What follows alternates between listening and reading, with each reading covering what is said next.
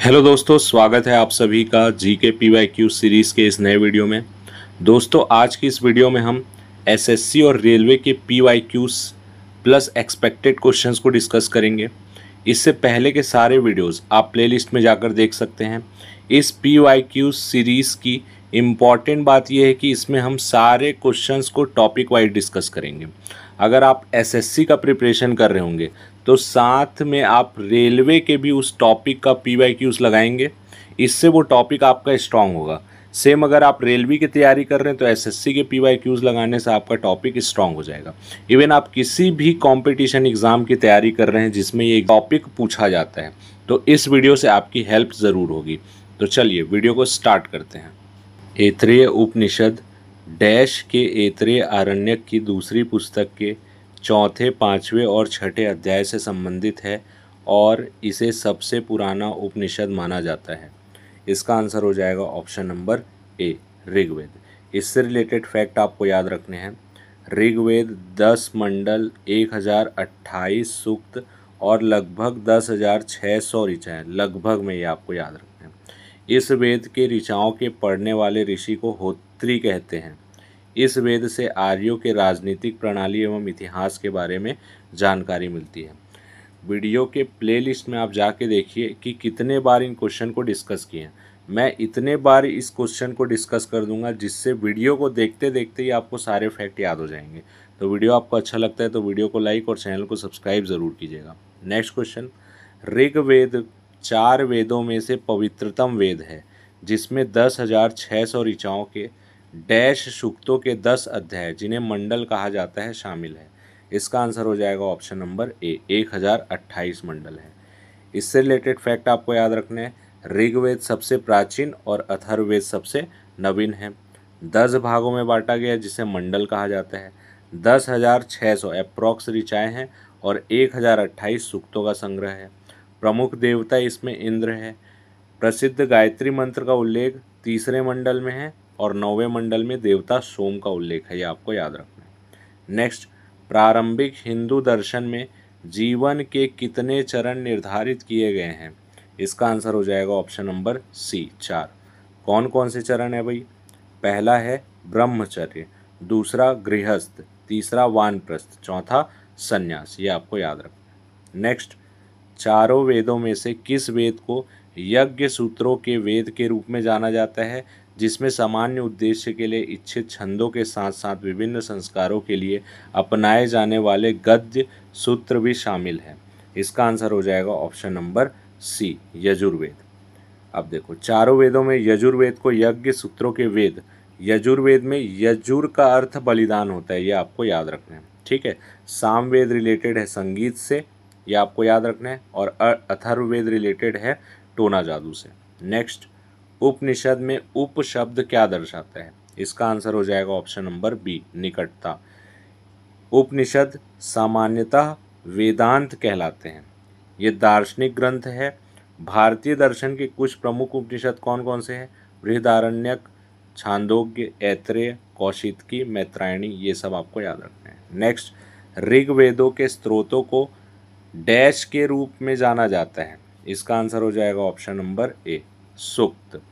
ठीक, तो इसमें आपको पता होगा इसमें कुल 1028 सूक्त है और 10 मंडलों में विभाजित है। सबसे प्राचीन वेद है, बहुत टाइम से डिस्कस करते आ रहे हैं। तीसरे मंडल में इसके गायत्री मंत्र और 9वें में सोम देवता का उल्लेख है, ये आपको याद रखना है। नेक्स्ट, निम्नलिखित में से किस वेद को गीत की पुस्तक, मंत्रों का वेद या गीत का योग कहा गया है? गीत से रिलेटेड या संगीत से रिलेटेड सामवेद आपको याद रखना है।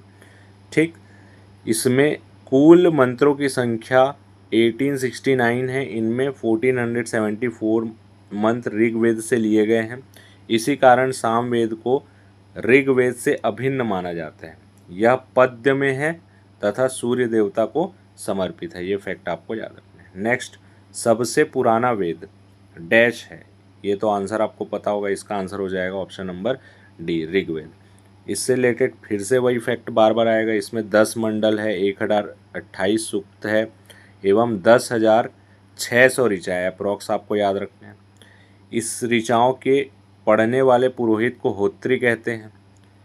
तीसरे मंडल में सूर्य देवता सावित्री को समर्पित प्रसिद्ध गायत्री मंत्र है। तो गायत्री मंत्र है ये तो पता था, आप किसको समर्पित, सूर्य देवता सावित्री को समर्पित, ये आपको याद रखना है। और कौन लिखा है, विश्वामित्र।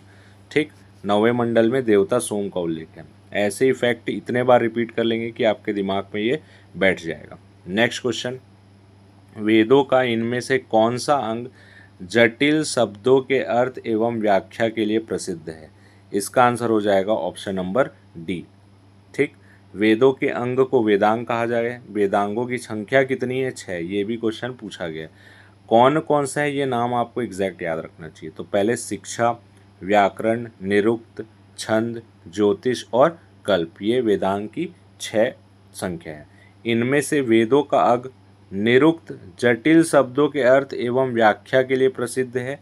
जो कठिन शब्द व्याकरण की पहुंच से बाहर थे उनके अर्थ जानने के लिए ही निरुक्त की रचना हुई। इसके रचयिता यास्क हैं। यास्क मुनि ने निरुक्त को व्याकरण का पूरक माना है।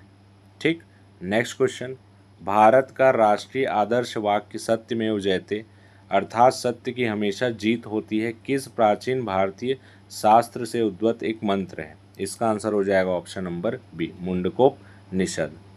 ठीक, इसका उल्लेख सम्राट अशोक द्वारा बनवाए गए सिंह स्तंभ में भी है, सारनाथ में। नेक्स्ट, धनुर्वेद यजुर्वेद का उपवेद है। इसका संबंध निम्न में से किससे है? इसका आंसर हो जाएगा ऑप्शन नंबर डी, युद्ध कौशल से। धनुर्वेद यजुर्वेद का एक उपवेद है, ये भी क्वेश्चन पूछा गया है। इसके अंतर्गत धनुर्विद्या या सैन्य विज्ञान आता है। धनुर्वेद वह शास्त्र है जिसमें धनुष चलाने की विद्या का निरूपण किया गया है। मधुसूदन सरस्वती ने अपने प्रस्थान भेद नामक ग्रंथ में धनुर्वेद को यजुर्वेद का उपवेद लिखा है, ये आपको याद रखना है। नेक्स्ट, जैन व बौद्ध धर्म जिस समय लोकप्रिय हो रहे थे उसी समय ब्राह्मणों ने 4 आश्रमों की व्यवस्था की। अभी रिसेंट क्वेश्चन डिस्कस किए थे। निम्नलिखित में किस आश्रम की व्यवस्था नहीं की गई थी?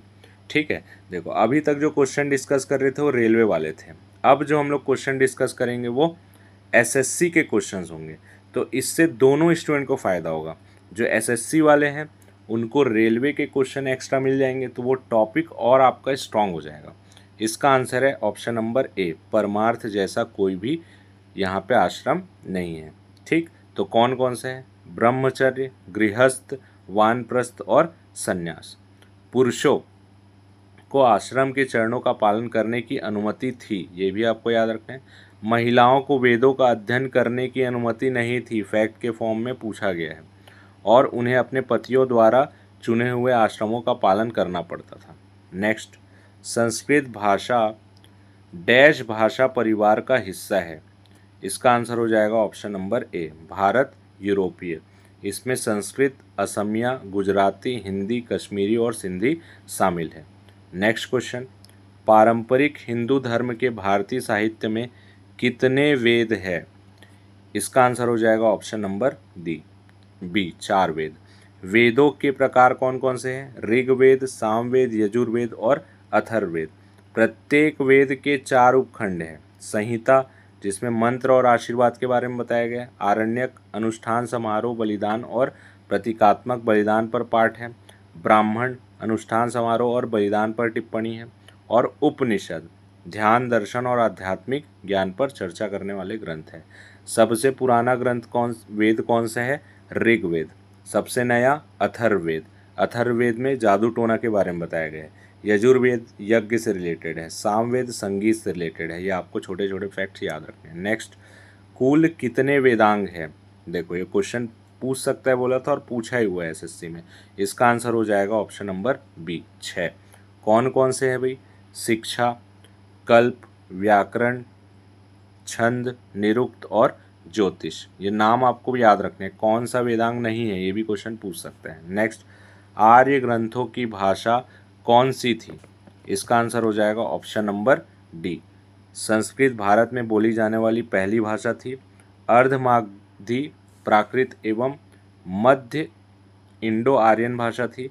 प्राकृत 3वीं और 7वीं शताब्दी ईसा पूर्व के बीच भारत में बोली जाने वाली स्थानीय मध्य इंडो आर्यन भाषाओं का एक समूह है। तो फैक्ट आपको याद रखना है। नेक्स्ट, हस्तिनापुर का लौह कार्यान्वयन स्थल भारत के इनमें से किस वर्तमान राज्य में पाया गया था? इसका आंसर हो जाएगा option number B, Uttar Pradesh. ठीक, अब इससे रिलेटेड फैक्ट, इसके भारतीय पुरातत्व सर्वेक्षण के महानिदेशक बी लाल द्वारा इसकी खुदाई की गई थी। कर्ण मंदिर, पांडेश्वर मंदिर, कैलाश पर्वत जैसे कई ऐतिहासिक मंदिरों के लिए यह प्रसिद्ध है। पांडवों और कौरवों की राजधानी के रूप में महाभारत में इसे जाना जाता है। नेक्स्ट, ऋग्वेद या प्रारंभिक वैदिक काल के अनुसार निम्नलिखित में से कौन सी एक नदी देवी थी? इसका आंसर हो जाएगा ऑप्शन नंबर बी, सिंधु। अब नदी और उसके प्राचीन नाम प्रीवियस वीडियो में डिस्कस किए हैं, फिर से एक बार कर लेते हैं। विस्ता का क्या है? झेलम। आस्किनी का चिनाब। पुरुषनी का रावी। विपाशा का व्यास। सुतिद्री का सतलुज। ठीक, और अग्नि, हिंदू धर्म के अग्नि देवता है। उषा को भोर की देवी कहा जाता है। सौंदर्य के देवता एरिका को कहा जाता है। इंडिविजुअल तीनों क्वेश्चन पूछा गया। ठीक, फैक्ट बहुत इंपॉर्टेंट होते हैं, आपको कहीं या तो नोट कर लेना है या वीडियो को बार बार देखना है। नेक्स्ट क्वेश्चन, ऋग्वेद में ऋषि विश्वामित्र और देवी के रूप में पूजी जाने वाली दो नदियों के बीच संवाद के रूप में एक भजन है। ये नदियाँ कौन कौन सी हैं? तो इसका आंसर हो जाएगा व्यास और सतलुज। ठीक, जिन्हें ऋग्वेद में देवी के रूप में पूजा जाता है। और देखो एक फैक्ट याद रखना है, अलकनंदा और भागीरथी ये दोनों कहाँ मिलती है? देवप्रयाग में। एक तरफ से अलकनंदा आती है, एक तरफ से भागीरथी, देवप्रयाग में मिलते हैं। ठीक, तो ये आपको याद रखना है। ऋग्वेद में सबसे प्रमुख नदी सरस्वती नदी है। नेक्स्ट, निम्नलिखित में से कौन सा वर्ण धर्मसूत्रों और धर्मशास्त्रों द्वारा निर्धारित नियमों के अनुसार लोगों की रक्षा करने और न्याय के प्रशासन के लिए जिम्मेदार था? इसका आंसर हो जाएगा ऑप्शन नंबर सी, क्षत्रिय। ठीक, ब्राह्मण क्या काम करते थे? पुजारी, शिक्षक, बुद्धिजीवी ये लोग। वैश्य, कृषिविद, व्यापारी, किसान। शूद्र, श्रमिक, मजदूर, कारीगर। धर्मसूत्र क्या है? इसमें व्यक्तिगत और सामाजिक व्यवहार, नैतिक मानदंडों के साथ साथ व्यक्तिगत, नागरिक और आपराधिक कानून के लिए दिशा निर्देश शामिल है। तो ये आपको याद रखना है। तो ये थे आज के टॉप 20 क्वेश्चन। आगे आने वाले वीडियो में हम history, polity, economics, geography, current affairs से रिलेटेड जितने भी आपके जीएस के जो चीज़ें भी बन सकती है, मिसलिनियस, वन लाइन फैक्ट, जितने भी फैक्ट्स हैं सारे हम वीडियो में आने वाले डिस्कस करेंगे। ठीक है, तो ये वीडियो आपको अच्छा लगता है तो वीडियो को लाइक और चैनल को सब्सक्राइब करना ना भूलें। धन्यवाद।